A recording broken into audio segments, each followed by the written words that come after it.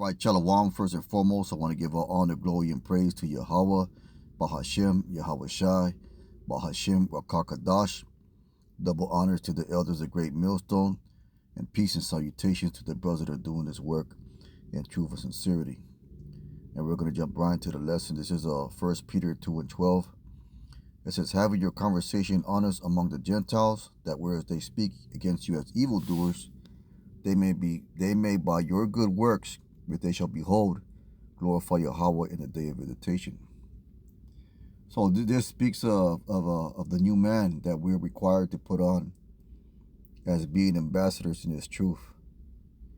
Now, when you look up that word conversation, it goes into conduct, behavior, manner of life, conduct, behavior, deportment.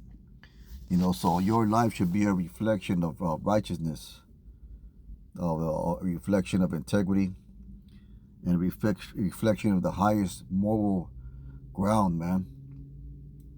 The highest moral standard.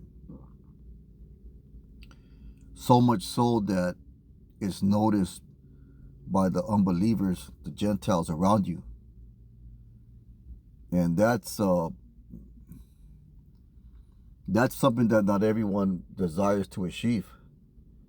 So that requires that you don't try to fit in. That requires a complete 360 of your former life, in manner of speech, in manner of dress sometimes too. You gotta talk differently. You gotta dress differently. You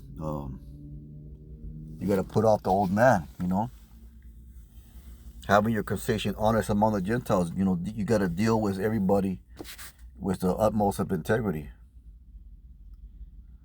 Because that's something, especially in this day and age, that people don't see, or they're not used to seeing, or they're not used to being around.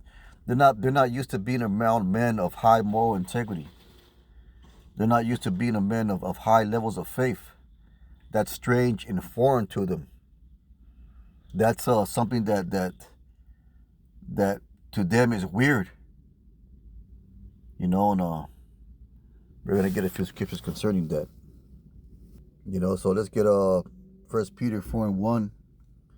It says, for as much then as Mashiach, or Yahweh Shai, has suffered for us in the flesh, arm yourself likewise with the same mind. So that's an even greater reason for us to live up to that high standard. Because Yahweh Shai, he suffered in the flesh for us to attain that, man. To us to have this knowledge. For us to be found guiltless in the eyes of the Most High.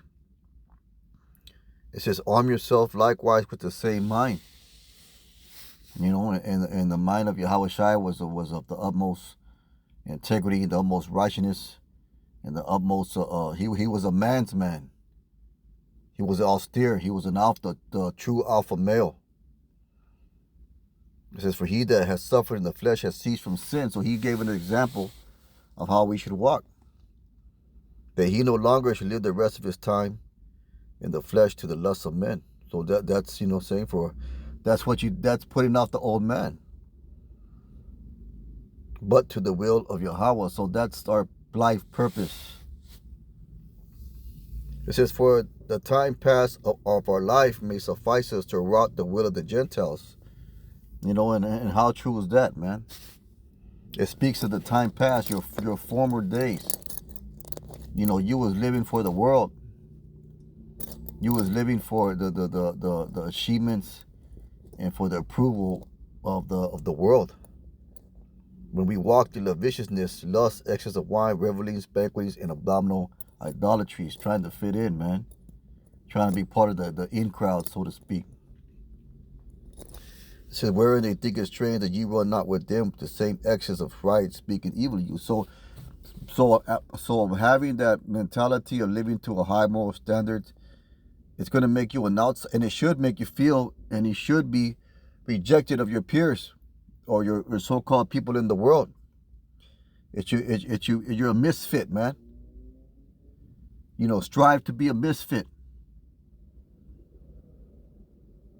You're going to be rejected, man, because the scripture says that the world loves its own. It says, who shall give account to him that is ready to judge the quick and the dead?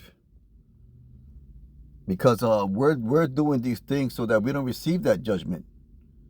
These works and these behaviors that, these new behaviors and patterns of thought that we're trying to attain, these levels of righteousness that we're trying to attain, we're doing that so we don't receive that judgment, man. We're doing that because, we don't want to live no longer to the lust of men, but to the will of the Most High, as it says in 1 Peter 4:2. Let's get Ezekiel 18 and 31. Ezekiel 18 and 31. It says, cast away from you all your transgressions, whereby ye have transgressed, and make you a new heart and a new spirit. So that, we know that word heart, it goes into mind. And that new spirit is the knowledge of this truth. For why will ye die, O house of Israel? So the other alternative is death, man. Death is the alternative for not living to the will of the Most High. It says, for I have no pleasure in the death of him that dies, says the Most High. Wherefore turn yourselves and live ye. Turn yourselves. And when it says turn yourselves and live ye, let's go ahead and get that definition. It's pretty long. We turn back. Turn back to what? To the law, statutes, and commandments. To righteousness. This is the highest calling that you can receive, man. To be called into this truth. And requires a high level of commitment that the world can't and won't understand. Let's get a few more scriptures. It says Romans 13:11, that knowing the time, that now is a high time to wake out of sleep. For now our salvation nearer than we believe. And we always bring out the scripture, but the further that we continue and the more wicked this world gets, this scripture it establishes itself to be more and more relevant. Romans 13:12. The night is far spent, the day is at hand. Let us therefore cast off the works of darkness. Putting off that old man. Putting off living to the lusts of men. And let us put on the armor of light. Let us walk honestly as in the day, not in rioting and drunkenness, not in shaming and wantonness, not in strife and envying, but put ye on the Lord Meshach Yahushai, and make not provision for the flesh to fulfill the lust thereof. That's the calling. That's part of the calling. That's part of being a man of the Lord, a man in this truth. A man of the most highest standard of integrity and moral conduct. Strive for that, man. Strive for it every day. Strive for it in your thoughts. Just talk about a new heart or a new mind. Let's get a few more scriptures. I don't want to make this lesson too long. Ephesians 4 and 2. 22, yeah. It said that you put off concerning the former conversation the old man. See that? So that's a requirement. According to the Bible, that's a requirement. And that's, like I said, that may require a different manner of talking, a different manner of dressing, require of not listening to certain types of music anymore, or not participating in certain things anymore, which is corrupt according to the deceitful lust. And you gotta understand that everything has an influence over you, and you can't let yourself get involved in too much folly, and only you can decide through your spirit what's acceptable and right and what's not to you. It says to be renewed in the spirit of your mind. So it speaks about a renewal, it speaks about a turning back. And once again, Ephesians 4:24, and that you put on the new man. See how this theme is constantly brought about in the scriptures. Which after Yahweh was created in righteousness and true holiness. Wherefore, putting away lying, speaking, every man choose his neighbor. If we are members of one another. That speaks of integrity, having integrity. Let's get Colossians, the 3rd chapter.